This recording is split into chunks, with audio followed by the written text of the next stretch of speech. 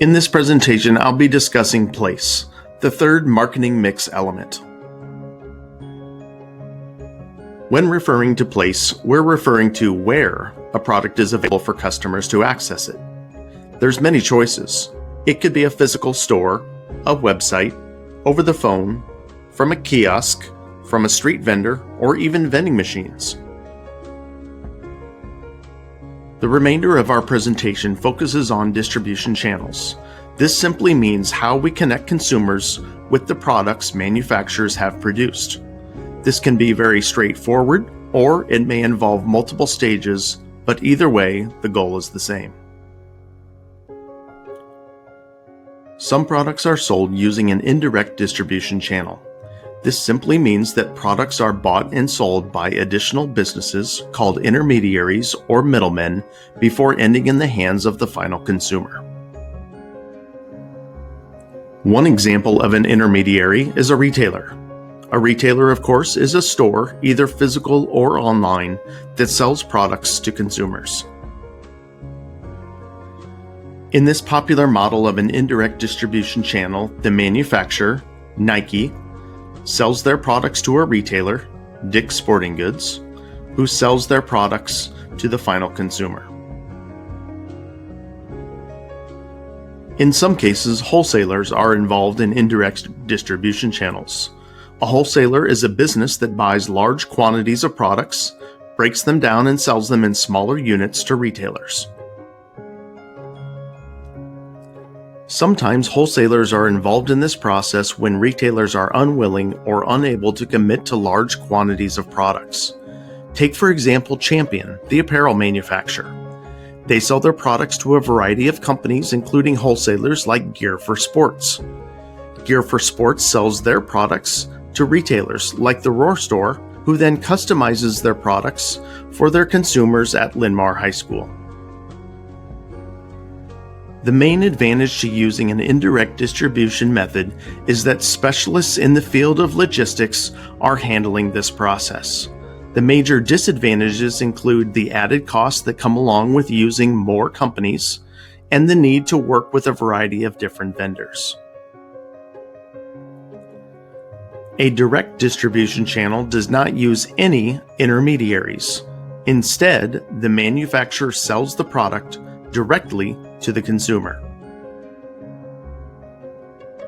The main advantage to using direct distribution or direct to consumer is that the manufacturer maintains more control over how the goods are delivered.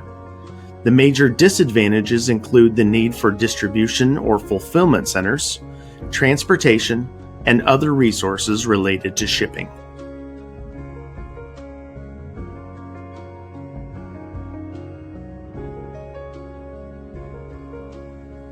When a company has a physical store, it can be described as in-store retailing. This is also known as brick and mortar retailing. The reason why it's called brick and mortar is because traditionally, this is what stores were made of. Walmart is an example of a big box store. It's a large format store that offers many different products. Joy is a boutique, which is a small retail shop that offers clothing and accessories. And 7-Eleven is a convenience store, which provides various items and a fast shopping experience. Macy's is a department store, which means it sells multiple product types arranged by category.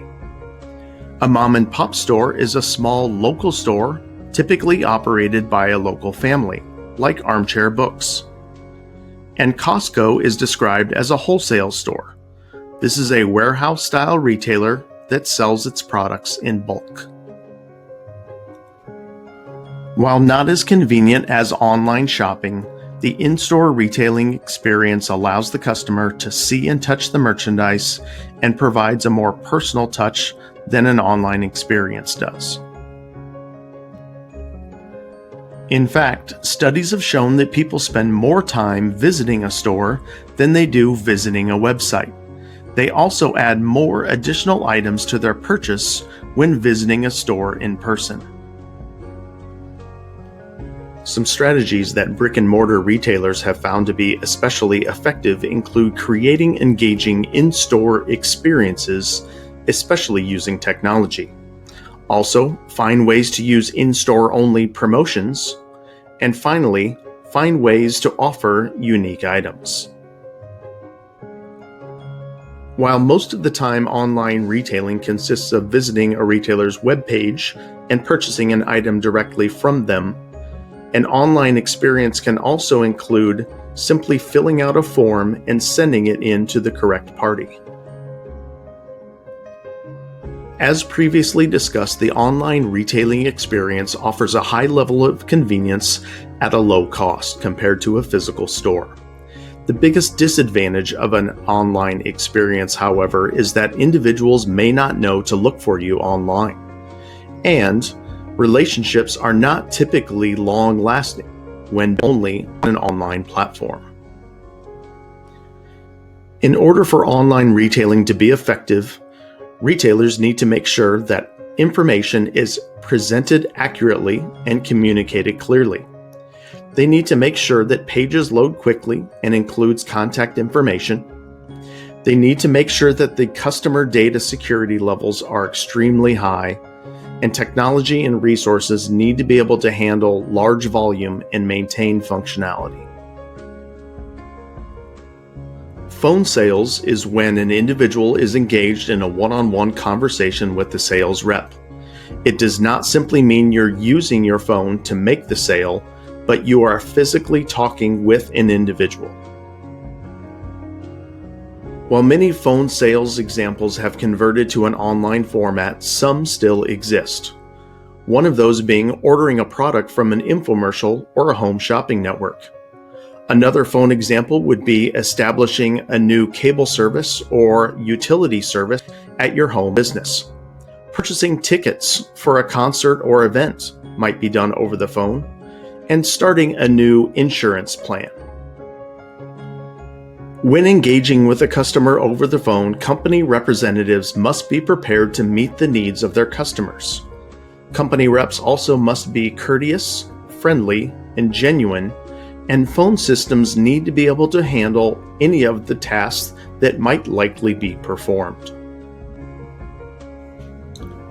A street vendor is an individual that sells products from their vehicle or some type of structure along a roadway.